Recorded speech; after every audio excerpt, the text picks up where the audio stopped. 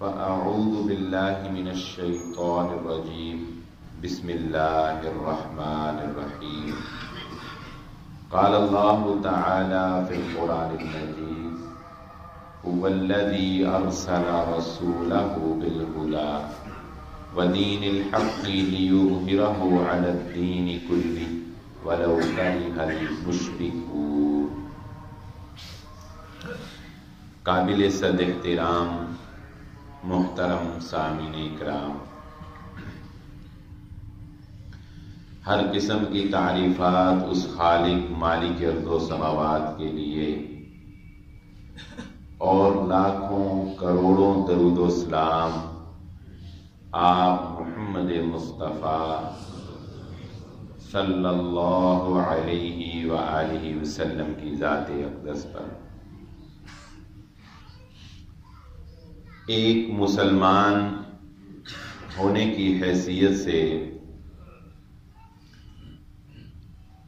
ہم ایمان رکھتے ہیں آمنت باللہ، اللہ پر ایمان، و ملائکتہ، اس کے فرشتوں پر ایمان، و کتبہ، جتنی بھی کتابیں اللہ رب العزت نے آسمان سے نازل فرمائیں ان کتابوں پر ایمان، و رسولہ، اللہ نے جتنے بھی اپنے پیغمبر رسول دنیا کے اندر مبعوث کیے ان تمام پر ہم ایمان رکھتے ہیں، والیوم الآخر، اور ہمارا یہ ایمان ہے کہ آخرت کا دن، قیامت کا دن ضرور بضرور قائم ہو کر رہے گا، اس پر ہمارا ایمان ہے، والقدر خیرہ و شرہ، اور محمد رسول اللہ صلی اللہ علیہ وآلہ وسلم کی یہ حدیث جو میں نے آپ کے سامنے پڑھی، اس میں آخری بات جس پہ ہمارا ایمان ہے کہ ہم اللہ رب العزت نے انسان کے لیے جو تقدیر بنائی ہے، ہم تقدیر کے اوپر بھی ایمان رکھتے ہیں، والقدر خیرہ و شرہ، اچھی اور بری تقدیر پر ہمارا ایمان ہے۔ ان میں سے بعض نہیں، اکثر چیزیں وہ ہیں کہ جن پر ایمان لانے کے لیے ہمیں جرت کا مظاہرہ کرنا پڑے گا، حوصلے کا مظاہرہ کرنا پڑے گا، اور اگرچہ وہ باتیں اپنے ظاہر کے اعتبار سے ہماری عقل پر پوری نہ بھی اترتی ہوں گی، لیکن پھر بھی ہمیں ان کے اوپر ایمان لانا ہے۔ اب تقدیر پر ایمان کیا ہے، یہ کچھ بھی مشکل کی بات نہیں ہے۔ اگر الجھایا جائے اس ٹاپک کو تو یہ مشکل در مشکل ہو جائے گا، اور اتنا مشکل ہو جائے گا کہ آپ کسی بھی نتیجے تک نہیں پہنچ سکیں گے، کیونکہ جنہوں نے بھی اس کو الجھانے کی کوشش کی ہے یا تو وہ تقدیر کا انکار کر بیٹھے ہیں، اور یا پھر سب کچھ ہی تقدیر کے اوپر چھوڑ بیٹھے ہیں۔ لیکن مومن آدمی کا معاملہ یہ ہے کہ وہ تقدیر پر ایمان بھی رکھتا ہے اور اپنے عمل کو بھی ترک نہیں کرتا، اپنی کوشش، اپنی جدوجہد کو، زندگی کے معاملات کو آگے چڑھانے کے لیے، آگے چلانے کے لیے وہ ہمت نہیں ہارا کرتا۔ اور نہ ہی تقدیر پر ایمان کا یہ مطلب ہے کہ انسان ہاتھ پر ہاتھ رکھ کے بیٹھا رہے، نہ کوشش کرے، نہ عمل کرے، نہ تقدو کرے، نہ ہمت کرے، نہ جستجو کرے، نہ عمل کرے، کیونکہ تقدیر جو ہے وہ لکھ دی گئی ہے۔ نہیں، ہرگز ایسا نہیں ہے۔ تقدیر کسی کی تقدیر کسی کے علم میں نہیں ہے۔ ایک بات ذہن نشین رکھیں، کسی کی بھی تقدیر اس کے علم میں نہیں ہے، اس کو نہیں پتا کہ اس کا یہ کام کرنے سے نتائج کیا برآمد ہوں گے۔ اس لیے انسان کبھی بھی نتائج کو جب جانتا نہیں، جب تقدیر کو جانتا نہیں، تو انسان کبھی بھی اس کے اوپر اعتماد کر کے، بھروسہ کر کے عمل کو ترک نہیں کر سکتا، کیونکہ اس نے نتیجہ اپنے عمل کی بنیاد پر ہی لینا ہے۔ تھوڑی سی گفتگو مشکل نہ ہو جائے، میں کوشش تو کرتا ہوں اس کو آسان رکھنے کی۔ مثال سے چلے بات سمجھ لیتے ہیں۔ کسی انسان کو امتحان دینے سے پہلے یہ علم نہیں ہے کہ اس کے نمبر کتنے آئیں گے، وہ پاس ہوگا یا وہ فیل ہوگا، نہیں علم نا۔ اب انسان کو جب علم نہیں ہے کہ اس کے نمبر کتنے آئیں گے اور اس نے پاس ہونا یا فیل ہونا ہے، تو انسان کیا کرے گا؟ ایک طالب علم کیا کرے گا؟ وہ زیادہ سے زیادہ محنت کرے گا، زیادہ سے زیادہ تعلیم حاصل کرے گا، زیادہ سے زیادہ پڑھے گا، تاکہ اچھا پیپر حل کر کے اس کا نتیجہ بہتر ہو سکے۔ اس کا جو نتیجہ ہے وہ کس بنیاد پر آنا ہے؟ اس کے پیپر دینے کی بنیاد پہ، اس کی محنت کی بنیاد پہ، اس کی تعلیم کے بنیاد پہ۔ اگرچہ یہ بات پہلے سے اللہ کو علم ہے کہ اس کے نمبر کتنے آنے ہیں اور اس نے پاس ہونا ہے یا اس نے فیل ہونا ہے، لیکن اس کو تو علم نہیں نا، اس نے تو کرنا ہے، تو اپنا صلہ جو ہے وہ ملنا ہے اس کو۔ تو اس کو ایک اور مثال سے بڑی آسانی کے ساتھ سمجھا جا سکتا ہے کہ اگرچہ علم النجوم جو ہے اس پر ایمان رکھنا وہ تو رسول اللہ صلی اللہ علیہ وآلہ وسلم کی ایک حدیث کے مطابق کفری عمل ہے، اور 40 دن تک اس شخص کی عبادت قبول نہیں ہوتی کہ جو کسی نجومی کے پاس جاتا ہے، اس کو اپنا ہاتھ دکھاتا ہے، یا جو اس نے کہا اس کی بات پر اعتقاد کر لیتا ہے، یقین رکھتا ہے کہ جو اس نے کہا وہ صحیح ہوگا۔ جو یہ یقین رکھتا ہے 40 دن تک گویا اس کی عبادت قبول نہیں۔ لیکن ایک مثال سے آپ کو سمجھاتا ہوں۔ بادشاہوں نے پرانے وقت میں نجومی رکھے ہوتے تھے جو کسی بھی آنے والے وقت سے بادشاہ کو قبل از وقت جو ہے وہ آگاہ کرتے تھے۔ تو ایک دفعہ ایک شخص بادشاہ کے پاس آتا ہے اور اس کو آ کر کہتا ہے کہ بادشاہ سلامت، یہ جو آپ نے نجومی اپنے دربار میں بٹھا رکھے ہیں، ان کو آتا جاتا کچھ نہیں، یہ بس ایسے تکے ہی لگاتے ہیں، ٹیوا ہی لگاتے ہیں، ان کے پاس کوئی نالج نہیں، کوئی علم نہیں، ان کو فارغ کریں۔ بادشاہ کہتا ہے اچھا چلو میں ان کا ایک امتحان لیتا ہوں، اب اگر یہ امتحان میں کامیاب ہو گئے تو ٹھیک، ناکام ہو گئے تو فارغ۔ بادشاہ ایک باؤنڈری بناتا ہے، 4 دیواری، چھوٹی چھوٹی دیوار سمجھ لیں 3 فٹ کی، ایسے دیواریں بناتا ہے 4، اور چاروں دیواروں میں 4 دروازے رکھ لیتا ہے، ایک دروازہ ادھر سے، ایک دروازہ ادھر، ایک دروازہ ادھر، ایک دروازہ ادھر، 4 دروازے رکھتا ہے۔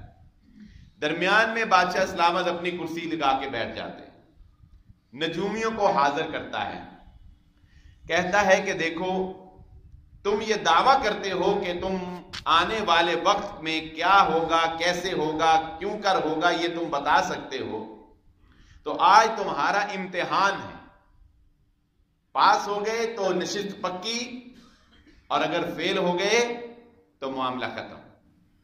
نجومیوں نے کہا جی بادشاہ سلامت کیا امتحان ہے؟ بادشاہ کہتا ہے کہ مجھے تم بتاؤ کہ یہ 4 دروازے ہیں، میں اس 4 دیواری سے باہر جانا چاہتا ہوں، بتاؤ میں کس دروازے سے باہر جاؤں گا؟ میں نے فیصلہ کرنا ہے نا، میں بیٹھا ہوں، میں نے باہر جانا، بتاؤ میں کس دروازے سے باہر جاؤں گا؟ اب نجومی سوچ میں پڑتے ہیں، تو وہ بھی سوچ کر یہ کہتے ہیں کہ نہیں بادشاہ سلامت، یہ تو اصول کے خلاف ہے، ہم کہیں گے آپ پچھلے دروازے سے جائیں گے، آپ آگے سے گزر جائیں گے، ہم کہیں گے آپ نے دائیں سے جانا ہے، آپ سن کے بائیں سے چلے جائیں گے، ہم تو ہارے ہی ہارے ہیں، یہ جنگ تو ہم ہار چکے۔ لہذا اس کا حل یہ ہے کہ ہم اپنی عقل اور فہم سے اور اپنی علم النجوم سے ایک کاغذ پر یہ بات لکھ کر رکھ دیتے ہیں کہ بادشاہ سلامت کس دروازے سے باہر جائیں گے، آپ جب باہر چلے جائیں گے تو جا کر وہ کاغذ دیکھ لیجئے گا، اگر صحیح لکھا ہوا تو ہم انعام کے مستحق، غلط لکھا ہوا تو پھر ختم۔ بادشاہ نے کہا بات تو واقعی معقول ہے، ایسے ہی ہونا چاہیے۔ اب لہذا نجومیوں کو लिखने के लिए वक्त दे दिया गया। उन्होंने बेचारों ने क्या सितारों का हिसाब लगाना था, आपस में सर जोड़ा बैठे और उन्होंने कहा कि बात यह है कि बादशाह ने हमें हराना ही हराना है। जाहिर है बादशाह की पूरी कोशिश है कि हमें शिकस्त दे, और दीवारें भी छोटी छोटी हैं और कोई जरूरी तो नहीं कि बादशाह चारों दरवाजों में से किसी दरवाजे से ही जाएगा, बादशाह दीवार फैलान के भी जा सकता है। और उन्होंने कहा कि हमें यह यकीन है कि बादशाह जिस कदर ज़हीन है हमें हराने के लिए, बादशाह दीवार फैलान कर ही जाएगा। लिहाजा नजूमी अपने कागज पर लिख देते हैं कि बादशाह किसी दरवाजे से नहीं जाएगा बल्कि बादशाह दीवार फैलान कर जाएगा, और कागज लिखकर बंद करके रख देते हैं। अब इधर बादशाह भी यही सोचता है कि यार मैं अब जिस दरवाजे से भी जाऊंगा, अगर नजूमियों ने वही दरवाजा लिखा हुआ तो मेरी तो शिकस्त है, मेरी और नजूमी तो जीत जाएंगे, तो कोई ये जरूरी थोड़ी है मैंने दरवाजे से ही जाना है। लिहाजा नजूमियों को हराने के लिए मैं दीवार फैलान के चला जाता हूं, और लिहाजा बादशाह सलामत उस चार दीवारी से दीवार फैलान कर बाहर चले जाते हैं। और जब जाकर देखते हैं तो नजूमियों ने यही लिखा होता है कि बादशाह दीवार फैलान कर जाएगा। अब इस मिसाल में जो बातें समझने की हैं वो जरा आप गौर करें। नजूमियों ने जो लिखा कि बादशाह दीवार फैलान कर जाएगा, ये क्या था? ये महज उनका एक तजुर्बा, उनकी एक जहानत, उनका एक एनालिसिस था, एक तज्जिया था, दूसरे को मद्देनजर रखते हुए जो उन्होंने अपने नाकिस इल्म से, अपने कमजोर और नाकिस इल्म से लिख कर रख दिया। बादशाह जो दीवार फैलान कर गया किस बुनियाद पर गया? अपने ही इल्म, अपनी ही जहानत, अपनी ही फहमो फरासत और अपने ही जाती फैसले की बुनियाद पर बादशाह दीवार फैलान कर गया। कोई दीवार फैलान कर जाने के बाद कोई ये तो नहीं कह सकता ना कि चूंकि नजूमियों ने ये लिख दिया था इसलिए बादशाह ने दीवार फैलान दी। बताइए, ये तो नहीं कह सकता कोई, ये बात तो कोई नहीं कह सकता कि क्योंकि नजूमियों ने लिख दिया था कि बादशाह दीवार फैलान कर जाएगा लिहाजा बादशाह दीवार फैलान कर ही गया, ये तो नहीं कोई कह सकता। बादशाह ने अपनी मर्जी से दीवार फैलांगी, नजूमियों ने अपने इल्म से लिखा। इसी मिसाल को देख के समझ लीजिए कि अल्लाह रब्बुल इज्जत ने इंसान के लिए जो भी लिखा है, क्योंकि वो खालिक है, वो मालिक है, उसने इसके दिमाग को बनाया है, उसको पता है इस इंसान का दिमाग किस नौइयत का है, किस तरह काम करेगा, इसके जज्बात क्या हैं, इसके मुहर्रिकात क्या हैं, इसको मैंने कहां भेजना है, इसको मैंने कहां पैदा करना है, इसके वालिदैन कैसे होंगे, ये कहां कहां जिंदगी गुजारेगा, इसको मैंने कितने वसाइल फराहम करने, ये सब कुछ अल्लाह रब्बुल इज्जत अपने इल्म कामिल से जानता है। और अपने इल्म कामिल से अल्लाह रब्बुल इज्जत ने ये लिख दिया है कि मेरा ये बंदा फुला फुला फुला फुला काम इस तरह करेगा, यहां इसको नाकामी होगी, यहां इसको कामयाबी होगी, यहां ये होगा, यहां वहां होगा, ये होगा। ये अल्लाह ने किस तरह लिख दिया? अपने इल्म कामिल की बुनियाद पर, चूंकि वो खालिक है। अब इंसान उसी तरह करता जाता है जिस तरह वहां लिखा हुआ है, लेकिन इंसान उस लिखे की वजह से नहीं करता जिस तरह बादशाह ने लिखे की वजह से नहीं दीवार फैलांगी थी, फैलांगी अपनी मर्जी से ही थी। इसी तरह इंसान भी जो कुछ करता है उसी तरह करता जाता है जिस तरह लिखा अल्लाह ने अपने इल्म कामिल से, क्योंकि उसके इल्म में कोई कमी नहीं है। लेकिन इंसान जो भी करता है वो अपनी अकल, अपनी जहानत, अपने वसाइल को बरूए कार लाते हुए अपनी मर्जी से करता चला जाता है। बस ये एक छोटे से नुक्ते की बात जो है यहां पर अपना ईमान मरकूज कर लीजिए। इससे आगे अगर सोचने की कोशिश करेंगे, इससे आगे अगर तकदीर में जाने की कोशिश करेंगे तो फिर हमारे लिए गुमराही का रास्ता खुल जाएगा। और इस मिसाल से नुक्ते की बात क्या समझ में आ गई कि अल्लाह ने अब जो कुछ भी होना है, कयामत तक जो कुछ भी होना है, अल्लाह ने अपने इल्म कामिल से लोहे महफूज में लिख दिया। अल्लाह ने अपने इल्म कामिल से लोहे महफूज में लिख दिया। और इंसान जो कुछ भी करता है वो अपनी मर्जी से करता है, अपने इख्तियार से करता है, अपने इल्म से करता है। उस लिखे हुए पर इंसान मजबूर नहीं है। یہ ہے وہ تقدیر کی مختصر بحث کہ جس کو رسول اللہ صلی اللہ علیہ وآلہ وسلم نے بیان کر دیا، اور اللہ کے نبی صلی اللہ علیہ وآلہ وسلم نے اس سے زیادہ ہمیں تقدیر کے معاملے میں بحث کرنے سے یا تقدیر کے معاملے میں الجھنے سے یا اس میں مزید آگے غور کرنے سے رسول اللہ صلی اللہ علیہ وآلہ وسلم نے ہمیں منع فرما دیا۔ اور قرآن میں اللہ رب العزت بھی ہمیں اسی بات کی ترغیب دیتے ہیں کہ لیس للانسان الا ما سعی، انسان کے لیے وہی ہے، اللہ رب العزت فرماتے ہیں لیس للانسان الا ما سعی، نہیں ہے انسان کے لیے مگر وہی جو اس نے کوشش کی۔ انسان کو وہی ملے گا جو وہ کوشش کرتا ہے، جو وہ عمل کرتا ہے۔ جس طرح کے عمل انسان کرے گا اس طرح کا ہی نتیجہ انسان کے سامنے آ جائے گا۔ وَلَا تَزِرُ وَازِرَةٌ وِزْرَ أُخْرَىٰ، اور اللہ رب العزت قرآن مجید میں واضح طور پر یہ بات ارشاد فرما دیتے ہیں کہ کوئی انسان کسی دوسرے انسان کے بوجھ کو، گناہ کو، کسی دوسرے کے وزن کو نہیں اٹھا سکتا، نہ ہی اٹھائے گا۔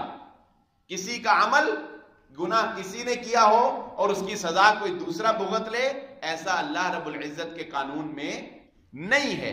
تو انسان جو بھی عمل کرے گا، جو بھی کردار ادا کرے گا، جو بھی اعمال کرے گا، اپنی مرضی سے کرے گا، اور اللہ رب العزت اسی اعمال کی بنیاد کے اوپر انسان کے ساتھ اپنا معاملہ فرمائے، جیسا کہ رسول اللہ صلی اللہ علیہ وآلہ وسلم نے ایک حدیث میں ارشاد فرمایا کہ اللہ رب العزت فرماتے ہیں انا عند ظن عبدی بہ، کہ میں اپنے بندے سے اس کے گمان کے مطابق پیش آتا ہوں۔ اللہ اپنے بندے سے کیسے پیش آتا ہے؟ اس کے گمان کے مطابق۔ جیسا بندہ اللہ سے گمان رکھتا ہے اللہ رب العزت اس کے ساتھ ویسے پیش آتے ہیں۔ اس کا کیا مطلب ہے؟ اس کا کیا معنی ہے؟ دیکھیے، گمان کسی بھی ذات کے بارے میں، کسی بھی آپ دوسرے شخص کے بارے میں آپ کا جو گمان ہے وہ اس کے ساتھ تعلقات کی بنیاد پر ہوتا ہے۔ آپ کا کسی سے کیسا تعلق ہے، کتنا گہرا تعلق ہے۔ جتنا تعلق گہرا ہوگا، جتنی الفت زیادہ ہوگی، جتنی محبت زیادہ ہوگی، اتنا ہی آپ کا گمان اس کے بارے میں اچھا ہوگا اور یقینی ہوگا۔ مثال کے طور پہ کسی آدمی پر آپ کو اتنا مان ہے کہ آپ یقین رکھتے ہیں کہ میں اس کو بات کہہ دوں گا وہ میری بات ٹالے گا نہیں، یہ گمان ہے نا، کہ مجھے یقین ہے کہ میں اس کو بات کہہ دوں گا وہ بات ٹالے گا نہیں، میں رات 2 بجے بھی اس کو بلاؤں گا وہ رات 2 بجے بھی میری بات سننے کے لیے آئے گا، میں رات سوتے میں بھی اس کو اٹھاؤں گا تو وہ اٹھ کر میرے لیے دوڑتا ہوا آئے گا۔ ایسا گمان لوگوں کے بارے میں ہوتا ہے۔ کیوں ہوتا ہے؟ تعلق بڑا گہرا ہوتا ہے۔ اور بعض کے بارے میں آپ کو پتا ہوتا ہے یا شک ہوتا ہے کہ یار اس سے بات کہوں گا پتہ نہیں مانے یا نہ مانے، پتہ نہیں مانے یا نہ مانے۔ کیوں؟ کیونکہ تعلق کمزور ہوتا ہے۔ اور بعض کے بارے میں پکا پتا ہوتا ہے اس کو کہوں گا یہ میری نہیں مانے گا۔ کیوں؟ کیونکہ تعلق ہوتا ہی نہیں، تعلق ہوتا ہی نہیں۔ اگر ہوتا ہے تو اپوزٹ ہوتا ہے۔ تو اس حدیث کو اس مفہوم میں بڑی آسانی سے سمجھا جا سکتا ہے کہ اللہ رب العزت نے فرمایا کہ میں اپنے بندے سے اس کے گمان کے مطابق پیش آتا ہوں۔ تو اللہ سے بندے کا گمان وہ اپنے اس تعلق کی بنیاد پر ہوتا ہے جو بندے نے اللہ سے قائم کیا ہوتا ہے، اور وہ تعلق انسان کے اعمال کی بنیاد پر ہوتا ہے کہ اس نے اپنے اللہ کے سامنے کیسے عمل پیش کیے، اس نے اللہ کی تابعداری، اللہ کی فرما برداری، اللہ رب العزت کے سامنے پیش ہونے کا جو خوف ہے وہ اس کے اوپر کس قدر طاری تھا اور کس قدر یقین تھا اسے کہ ایک دن میں نے اپنے رب کے سامنے حاضر ہونا ہے، اس کے مطابق ہی وہ اللہ رب العزت سے معاملہ کرتا ہے۔ اور مومن آدمی کا معاملہ بین الرجاء والخوف ہوتا ہے۔ اللہ کے ساتھ مومن آدمی کا معاملہ کیا ہوتا ہے؟ اللہ رب العزت کی رحمت کی امید ہوتی ہے، محمد الرسول اللہ صلی اللہ علیہ وآلہ وسلم. یہ اب میں بات بتا رہا ہوں آپ کو کہ عمل کرنا ہے، ہم نے تقدیر پر ایمان بھی رکھنا ہے اور عمل بھی کرنا ہے، اور اس عمل کے بعد ہمارا اللہ رب العزت سے گمان کیا ہوگا. اللہ کے نبی صلی اللہ علیہ وآلہ وسلم ایک نوجوان کے پاس گئے اور وہ زندگی اور موت کی کشمکش میں چل رہا تھا. اللہ کے نبی صلی اللہ علیہ وآلہ وسلم نے اس کو پوچھا کیف تجدک، کہ تیری کیا کیفیت ہے اس وقت، تیری اس وقت کیا کیفیت ہے. تو اس نے کہا انی ارجو اللہ و انی اخاف ذنوبی. اے اللہ کے نبی صلی اللہ علیہ وآلہ وسلم، انی ارجو اللہ، کچھ جو میری عبادات، کچھ جو میری نیکیاں، مجھے کچھ جو میرے پلے ہے، مجھے اللہ رب العزت سے بڑی امید ہے کہ اللہ مجھ پر رحمت کرے گا. میں اللہ سے اس کی رحمت کی امید رکھتا ہوں. وَأَخَافُ ذُنُوبِي، لیکن کیا کروں، گناہ بھی بڑے ہیں، مجھے اپنے گناہوں سے ڈر بھی بڑا لگتا ہے. ڈر بھی لگتا ہے کہ گناہ ہے، خدا نہ خواستہ کہیں معاملہ گرفت والا نہ ہو جائے، لیکن اللہ سے بڑی امید ہے وہ رحمت کرے گا. یہ مومن کی کیفیت ہے، یہ کیفیت اپنے اندر پیدا کر لیجیے. یہ مومن کی کیفیت ہے، یہ کیفیت اپنے اندر پیدا کر لیجیے کہ اللہ سے اس کی رحمت کی امید بھی رکھیے، اور جو گناہ انسان سے بشری تقاضوں سے ہو جاتے ہیں ان کا خوف اور ڈر بھی اپنے اندر رکھیے. جب یہ کیفیت آپ کے اندر پیدا ہو جائے گی، سمجھ لیں آپ کامیاب ہو گئے. کیوں؟ کیونکہ اس حدیث کے آخر میں اللہ کے نبی صلی اللہ علیہ وآلہ وسلم نے اس نوجوان کو فرمایا ہے اے لڑکے، پھر سن، جب کسی انسان میں اللہ کے معاملے میں یہ کیفیت پیدا ہو جاتی ہے، پھر اللہ اس کی امید کو پورا کر دیتے ہیں، اس کے خوف سے اس کو نجات عطا فرما دیتے ہیں. اللہ امیدیں پوری کر دیتا ہے. انا عند ظن عبدی بھی. تو انسان نے ہاتھ پر ہاتھ نہیں رکھنا، عمل ترک نہیں کرنا. یہ نہیں کہنا کہ نماز پڑھوں یا نہ پڑھوں، میں روزہ رکھوں یا نہ رکھوں، میں نیکی کروں یا نہ کروں، میں سود کماؤں چاہے جو مرضی کروں، جو میرے نصیب میں لکھا ہے، جو میرے لیے فیصلہ کر دیا گیا ہے وہ مجھے ہو کر رہنا ہے. یا یہ سمجھ لینا کہ میرے اوپر تو بس جنت کی مہر لگ گئی ہے، میں پکا جنتی ہی جنتی ہوں. جو یہودیوں کا عقیدہ تھا کہ وہ اپنے آپ کو اللہ رب العزت کی لاڈلی قوم سمجھتے تھے، اور اللہ نے ان کے لاڈ لڑائے بھی بہت ہیں. اللہ نے لاڈ کیے ہیں ان کے ساتھ، لیکن وہ کیا سمجھ بیٹھے، وہ اپنے آپ کو جنت کا وارث سمجھ بیٹھے. چونکہ ہم یہودی ہیں، چونکہ ہم بنی اسرائیل ہیں، چونکہ ہم اللہ کی لاڈلی قوم ہیں، چونکہ اللہ نے ہمارے ساتھ بڑی محبت کی ہے، بڑے لاڈ لڑائے ہیں، اور فضلتکم علی العالمین، اور ایک وقت کے لیے ہمیں جہان والوں پر فضیلت حاصل رہی ہے، لہذا وہ کہتے ہیں کہ ہم اول تو جہنم میں، اول تو چلے جائیں گے ہی نہیں، ہم جہنم میں نہیں جا سکتے، ہم جنت کے وارث ہیں. اور اگر ہم جہنم میں گئے بھی تو وہ چند دن کے لیے جانا ہوگا، اور اس کے بعد جو ہے وہ ہم جنت کے اندر آ جائیں.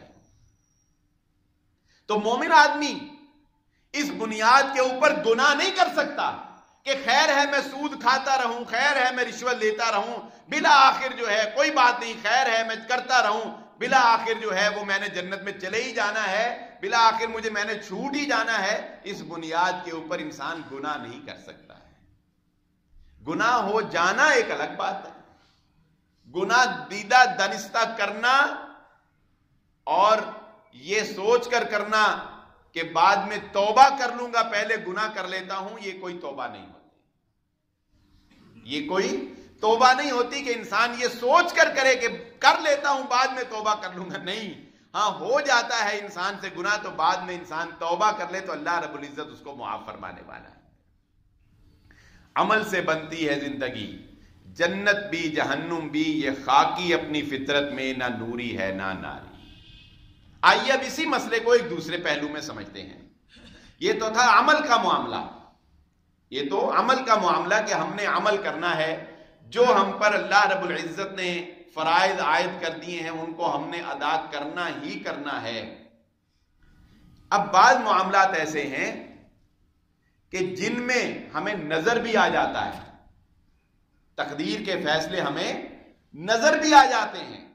مثال کے طور پہ یہ جملہ آپ نے اکثر شادی کارڈ کے اوپر لکھا ہوا دیکھا ہوگا، جوڑے آسمانوں پر بنتے ہیں ان کو تلاش زمین پہ کیا جاتا ہے۔ یہ جملہ آپ نے دیکھا تھا، اکثر کارڈوں کے اوپر لکھا تھا، جوڑے آسمانوں پر بنتے ہیں انہیں تلاش کہاں کیا جاتا ہے؟ زمین پر کیا جاتا ہے۔ اس کا کیا مطلب ہے؟ اس کا مطلب یہ ہے کہ اللہ رب العزت نے اپنے علم کامل سے تقدیر میں یہ لکھ دیا ہے کہ اس آدمی کا نکاح فلاں لڑکی سے ہوگا، اس لڑکی کی شادی فلاں لڑکے سے ہوگی، اللہ نے لکھ دیا ہے تقدیر میں۔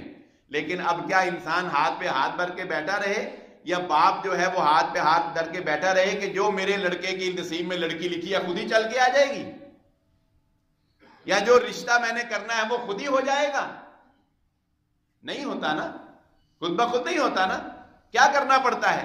تلاش کرنا پڑتا ہے، جانا پڑتا ہے، محنت کرنی پڑتی ہے، دیکھنا پڑتا ہے، بھانپنا پڑتا ہے، پرکھنا پڑتا ہے، اور اس کے بعد وقت مقررہ پر انسان کو وہ خوشی اللہ رب العزت نے جو لکھی ہوئی ہے وہ اس کو مل جاتی ہے۔ تو جب رشتہ کرنے کے لیے انسان کو تغودو کرنی پڑتی، محنت کرنی پڑتی ہے، پھر جو اس کی تقدیر میں لکھا ہوتا ہے وہ اس کو مل جاتا ہے۔ اسی طرح جنت یا جہنم پانے کے لیے بھی انسان کو محنت کرنی پڑے گی، عمل کرنا پڑے گا۔ رزق کمانے کے لیے نکلتے ہیں، کس کا اعتقاد نہیں ہے، کس کو نظر نہیں آتا کہ رزق وہی ہے جو اللہ رب العزت نے انسان کے نصیب میں لکھ دیا، وہ اس کو مل کر رہنا ہے۔ جو نصیب میں لکھ دیا، ایک قطرہ بھی پانی کا اگر مرنے سے پہلے انسان کے نصیب میں لکھا ہے تو وہ پی کر ہی مرتا ہے، لکھ دیا۔ لیکن رزق میں برکت کے اسباب اختیار کرنے کی تلقین محمد الرسول اللہ صلی اللہ علیہ وسلم نے دی ہے کہ نہیں دی ہے؟ رزق کے لیے صحابہ اکرام نے محنتیں کی ہیں، مزدوریاں کی ہیں یا نہیں کی؟ تجارت اللہ کے نبی صلی اللہ علیہ وآلہ وسلم نے کی ہے یا نہیں کی؟ جنگ میں فتح اللہ کی نصرت سے ہونی ہے، لیکن اس کا مطلب ہرگز یہ نہیں ہے کہ تم عیاشیوں میں لگے رہو، تماش بینیوں میں لگے رہو، اور جب کافروں سے جنگ ہوگی تو فتح تمہیں مل جائے گی۔ نہیں، فاتقوا اللہ ما استطعتم، اللہ فرماتے ہیں اپنی استطاعت کو مکمل استعمال میں بروئے کار لاتے ہوئے کافروں کے خلاف اسلحہ سازی کرو، ان کے خلاف قوت تیار کرو، ان کے خلاف کھڑے ہونے کی عسکری قوت بناؤ۔ اور اللہ کے فیصلے دنیا میں، اللہ رب العزت کے فیصلے دنیا میں جو انسان کو نظر آتے ہیں وہ محنت کی بنیاد کے اوپر ہی ہوا کرتے ہیں، جستجو کی بنیاد پر ہی ہوا کرتے ہیں، الا ماشاء اللہ کہ اللہ رب العزت کی نصرت ایک غیبی چیز ہے، وہ انسان کو نظر آتی ہے۔ مثال سے بات سمجھ آ جائے گی انشاءاللہ۔ اللہ رب العزت نے کچھ قوانین بنا دیے اس کائنات کو چلانے کے لیے، وہ اپنے قوانین کے خلاف نہیں کرتا، اس قانون پہ جو پورا اترتا ہے قانون اس کا ساتھ دیتا ہے، قانون اس کا ساتھ دیتا ہے۔ مثال کے طور پہ اللہ رب العزت کا یہ ایک قانون ہے، اللہ کا ایک قانون ہے کہ اللہ رب العزت قرآن مجید میں ارشاد فرماتے ہیں کہ ہم عمل کرنے والے کے اجر کو ضائع نہیں کرتے، اللہ احسان کرنے والے کے بدلے کو ضائع نہیں کرتا۔ جو بندہ اس دنیا کے لیے عمل کرتا ہے اسے اللہ رب العزت ضائع نہیں کرتا، اس دنیا میں دے دیتا ہے۔ بات سمجھ رہے ہیں؟ عمل ضائع نہیں ہوتا، محنت ضائع نہیں ہوتی، محنت رائے گاہ نہیں جاتی، اللہ محنت کو رائے گاہ نہیں کرتا۔ کافر بھی تو محنت کرتے ہیں نا، تو کیا خیال ہے ان کی محنت ضائع ہو گئی؟ کافر بھی کتنی تقویٰ کرتے ہیں، کتنی ٹیکنالوجی، کتنا کچھ، اور کتنی عسکری قوت، اور کتنا سب کچھ انہوں نے کتنی محنت سے بنایا. ان کی محنت ضائع گئی؟ نہیں، ان کی محنت ضائع نہیں گئی. اللہ رب العزت نے ان کی محنت کا بدلہ دنیا میں انہیں دے رہے ہیں، دنیا میں انہیں مل رہا ہے. آخرت میں ان کے لیے ہے ہی نہیں ہے، آخرت کے لیے وہ کرتے ہی نہیں ہیں. آخرت کے لیے، آخرت میں کس کے لیے ہے؟ مومن کے لیے. جو آخرت کے لیے کرتا ہے، اللہ رب العزت کہتے ہیں ٹھیک ہے ہم تمہیں آخرت میں اس کا بدلہ ضرور دیں گے، تمہارا اجر بھی ضائع نہیں ہوگا، تمہاری محنت بھی ضائع نہیں ہوگی. اب ہمارا معاملہ یہ ہے جو اس کو اللہ رب العزت نے قرآن مجید میں بھی بیان کیا کہ اگر نقصان ہوتا ہے، اگر تکلیف آتی ہے، تو ہم کہتے ہیں کہ یہ میری تقدیر میں ہی ایسے لکھا تھا، ٹھیک ہے، قدر اللہ ما شاء. لیکن جب خوشی آتی ہے تو ہم کہتے ہیں دیکھا میں کتنا ذہین ہوں، دیکھا میں نے کتنا کمال کر دیا، دیکھا میں کتنا عقل مند ہوں، دیکھا مجھے کتنا نالج ہے. جب کامیابی ملتی ہے تو ہم اپنے اوپر مان کر بیٹھتے ہیں، اور کامیابی ملنے پر جو سب سے پہلا جملہ ہمیں اپنی زبان سے ادا کرنا ہے وہ کیا ہے؟ الحمدللہ. الحمدللہ اپنے اندر ایک سمندر پنہا رکھے ہوئے. الحمدللہ کا معنی کیا ہے؟ جب بھی ہمیں کوئی خوشی ملے، جب بھی ہمیں کوئی کامیابی ملے، جب بھی ہمیں کوئی ترقی ملے، ہمیں کہنا ہے الحمدللہ. کیا معنی ہے اس کا؟ وہ معنی مومن آدمی کے ذہن میں پنہا ہوتے ہیں، چھپے ہوئے ہوتے ہیں. اس کا معنی یہ ہوتا ہے کہ میں نے جو کمال حاصل کیا ہے اس میں میرا کوئی کمال نہیں. ہر قسم کی تعریف اس اللہ کے لیے ہے جس نے مجھے یہ توفیق عطا فرمائی کہ میں نے اللہ کی توفیق سے یہ کام کیا اور مجھے یہ کمال حاصل ہوا ہے. یہ کمال محبت ہے انسان کی اللہ سے کہ انسان عمل کرتا ہے، محنت کرتا ہے، کوشش کرتا ہے، اور جب اسے کامیابی حاصل ہوتی ہے تو وہ کہتا ہے یہ اللہ کی نعمت، اللہ کے شکر ادا کرتا ہے کہ اللہ کی رحمت سے مجھے یہ کامیابی حاصل ہے.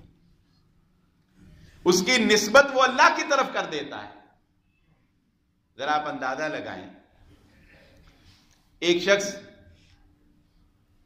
پڑھتا ہے، دن رات محنت کرتا ہے، ڈاکٹر بن جاتا ہے، ایک دن اسے ڈگری ملتی ہے، ایک دن اسے ڈگری ملتی ہے، اسے سٹیج پر آنے کا موقع ملتا ہے. وہ جب سٹیج پر آتا ہے اور اسے کہا جاتا ہے کہ آپ اپنی اس کامیابی پر اظہار خیال کریں، تو جانتے ہیں حالانکہ بڑی محنت ہوتی ہے اس کی، دن رات جاگے ہوئے ہوں گے اس نے، اور بھی پتہ نہیں کتنے پاپڑ بیلے ہوں گے، لیکن جب وہ سٹیج پر آتا ہے تو وہ آ کر جانتے کیا کہتا ہے؟ وہ اس ساری محنت کا کریڈٹ خود نہیں رکھتا، وہ کہتا ہے میں شکر گزار ہوں کہ آج میں اپنے ماں باپ کی محنت سے یہاں پر کھڑا ہوا. کہتا ہے نا، کوئی کہتا ہے میں شکر گزار ہوں کہ میں میرے استادوں کی محنت سے آج میں اس مقام تک پہنچا ہوں. کہتا ہے نا، کیوں کہتا ہے؟ اور اس وقت ان ماں باپ کی مسرت اور خوشی کا آپ اندازہ لگا سکتے ہیں کہ انہیں کتنی خوشی ہوتی ہوگی کہ جب اپنی کامیابی کا کریڈٹ ان کا بیٹا اپنے ماں باپ کو دے رہا ہوتا ہے. اس استاد کو اس وقت کتنی خوشی ہوتی ہوگی کہ جب ایک شاگرد کی جو کامیابی ہے اس کا کریڈٹ وہ اپنے استاد کو دے رہا ہوتا ہے. کامیاب تو وہ ہوا ہے لیکن کریڈٹ وہ اپنے ماں باپ کو دیتا ہے، اپنے استادوں کو دیتا ہے. کیوں؟ اس لیے کہ اصل میں اس کے پیچھے، اس کی محنت کے پیچھے جس قوت نے اس کو تھاما ہوا تھا وہ اس کے ماں باپ ہی تھے. محنت یہ کر رہا تھا لیکن اس کی محنت کو جس نے تھاما ہوا تھا، جس نے مضبوطی سے پکڑا ہوا تھا اس کو گرے نہ یہ، وہ کون تھے؟ وہ اس کے ماں باپ تھے. یہ کہتا ہے میں نے تو جو کیا اصل کریڈٹ میرے ماں. تو بھائی اللہ رب العزت انسان کو یہ سمجھانا چاہتے ہیں کہ تم جتنی بھی محنتیں کر کے کامیاب ہو جاؤ، تمہیں تھامنے والی ذات جو ہے وہ اللہ کی ذات ہے، تمہیں جس نے تھاما ہوا ہے وہ اللہ ہے۔ اس لیے اللہ کو بھی اپنے بندے کے اس جملے پر بہت خوشی ہوتی ہے جب انسان کہتا ہے الحمدللہ، الحمدللہ۔ جب انسان کہتا ہے نا الحمدللہ، تو اللہ کو بھی اپنے بندے کی، اور اللہ پھر اپنے یہی محنت کامیاب ہے، یہی محنت کامیاب ہے، اور یہی محنت امر ہو جاتی ہے جب انسان اپنی کوششوں کو، اپنی محنتوں کو کی جوڑ دیتا ہے اپنے والدین کے ساتھ، اپنے اساتذہ کے ساتھ، اور پھر سب سے بڑی ذات اللہ رب العزت کے ساتھ جوڑ دیتا ہے۔ تو اس لیے یہ بات ذہن نشین رکھیں کہ ہمارے ایمان جو ہے، ہمارا ایمان کا جو تعلق ہے، یہ بڑا نازک سا ہے، اس کو بڑا سنبھال کر چلنے کی ضرورت ہے۔ ہم نے عمل بھی کرنا ہے، ہم نے تقدیر پر ایمان بھی رکھنا ہے، ہم نے اپنے اوپر مان بھی نہیں کرنا، ہم نے اپنے عمل کی نسبت بھی اللہ رب العزت کی طرف کرنی ہے، اور ہم نے اللہ سے اچھے کی، خیر کی امید بھی رکھنی ہے۔ اور ایک آخری بات کر کے بات کو ختم کر دیتا ہوں کہ محنت، کوشش ہر کام کے لیے کرنی ہے، مال کمانے کے لیے بھی کرنی ہے، اپنے آپ کو سنوارنے کے لیے بھی کرنی ہے، اپنی دنیا کے لیے بھی کرنی ہے، اپنی آخرت کے لیے بھی کرنی ہے۔ لیکن ایک بات ذہن نشین رکھ لیں، آج ہمارے معیار کچھ بدل گئے، ہماری سوچ فکر، ہمارے والدین نے یا ہمارے اساتذہ نے فکر کو کچھ غلط رجحان سا دے دیا ہے معذرت سے۔ اگر ایک شخص اچھی تعلیم حاصل نہیں کر سکا، زیادہ پیسے نہیں کما سکا، تو ہم لوگ یہ سمجھتے ہیں کہ زندگی میں اس نے کامیابی حاصل نہیں کی، فلاپ ہو گیا، کچھ نہیں کیا لائف میں۔ ماں باپ کو وہ بیٹا سب سے زیادہ پسند ہوتا ہے جو سب سے زیادہ مالدار ہوتا ہے، قطع نظر اس کے کہ وہ حلال کماتا ہے یا حرام کماتا ہے۔ یہ حقیقت ہے، یہ حقیقت ہے کہ ماں باپ اس بچے سے زیادہ محبت کرتے ہیں جو کیا کر رہا ہے، زیادہ مالدار ہے۔ بھائی اپنی سوچ کا معیار بدلیں۔ اللہ رب العزت کے نزدیک کامیابی کا معیار یہ نہیں ہے۔ آپ کو کیسے پتا چلے گا آپ کامیاب ہیں یا ناکام؟ آپ نے جو زندگی گزاری، آپ کامیاب ہیں یا ناکام ہیں؟ پیسہ تو وہ جو تقدیر کا ہے، محنت آپ نے کرنی ہے، محنت تو مزدور بھی بہت کرتا ہے، محنت تو ایک مزدور بھی بہت کرتا ہے۔ اگر آپ کی فجر کی نماز باجماعت ادا ہو رہی ہے تو سمجھ لیں آپ کامیاب ہیں۔ اگر آپ کی نماز میں تاخیر سے آپ کو پریشانی لاحق ہوتی ہے، آپ کے ضمیر پر بوجھ رہتا ہے، آپ کو ایسے لگتا ہے جیسے میرا دن بجھ گیا ہے، سمجھ لیں آپ کامیاب ہیں۔ اگر آپ کی ظہر کی نماز کے وقت ہونے سے پہلے آپ کے اندر فکر لاحق ہے کہ میں نے نماز پڑھنی ہے، سمجھ لیں آپ کامیاب لائف گزار رہے ہیں۔ کوئی بات نہیں اگر آپ مال نہیں کما سکے، کوئی بات نہیں اگر آپ ڈاکٹر نہیں بن سکے، اگر آپ انجینئر نہیں بن سکے، صلاحیت نہیں تھی آپ میں، اگر آپ اچھے کاروباری نہیں بن سکے، کوئی بات نہیں، فکر نہ کریں، مایوس نہ ہوں۔ اگر قرآن پڑھنے میں مزہ آ رہا ہے نا، سمجھ لو اللہ نے تمہارے ساتھ محبت کی ہوئی ہے۔ اگر کبھی کسی کا دل نہیں دکھایا، اگر کبھی زبان سے کسی کو گالی نہیں دی، اگر کسی کے ساتھ برا بول نہیں بولا، اگر کبھی تکبر نہیں کیا، سمجھ لو کہ تم کامیاب ہو، اگرچہ کہ تمہارے پاس دنیا کے اندر زیادہ کامیاب ڈگریاں نہیں بھی ہیں۔ اور فکر مند ہو جاؤ اگر ڈاکٹر ہو اور بے نمازی ہو تو، فکر مند ہو جاؤ اگر ملوں سے ملیں لگا رہے ہو اور تمہیں قرآن پڑھنے کی توفیق نہیں ہے تو پریشان ہو جاؤ۔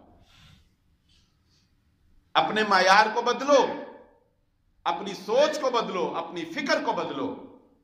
اللہ رب العزت کے ہاں عمل وہ ہے جو اس کی رضا کے لیے کیا جاتا ہے۔ یہ سب کچھ تو انسان نے یہاں پر چھوڑ کر چلے جانا ہے۔ اللہ کے نبی صلی اللہ علیہ وآلہ وسلم نے ارشاد فرمایا، اگر تمہیں پتہ لگ جائے کہ قبر میں انسانوں کے ساتھ کیا معاملہ ہوتا ہے، تم اپنے مردے دفنانا چھوڑ دو، اپنے مردے دفنانا۔ اور ایک حدیث میں اللہ کے نبی صلی اللہ علیہ وآلہ وسلم نے فرمایا کہ میں کس طرح مسکراؤں کہ میں دیکھ رہا ہوں، مجھے پتا ہے، مجھے یقین ہے کہ سور پھونکنے والے کے منہ میں وہ سور جو ہے وہ ڈال دیا گیا ہے اور وہ تیار بیٹھا ہوا ہے کہ کسی بھی وقت اس کو پھونک دے اور یہ کائنات تباہ کر دی جائے۔ اپنی سوچ کے معیار کو بدلیں، اللہ کے لیے عمل کرنا سیکھیں۔ اللہ رب العزت سے دعا ہے اللہ مجھے اور آپ کو جو کہا اور جو سنا سمجھنے کی اور عمل کرنے کی توفیق